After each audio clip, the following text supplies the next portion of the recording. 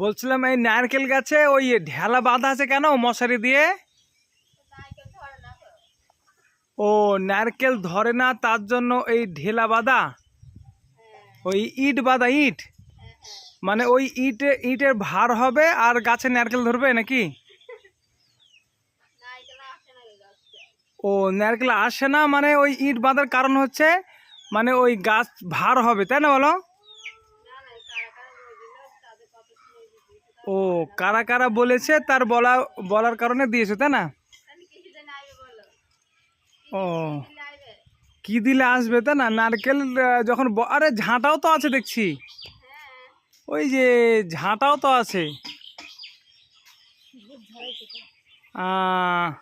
যাই হোক, এগুলো সব শিরকি কাজ, এগুলো মানে কুসংস্কার এগুলো।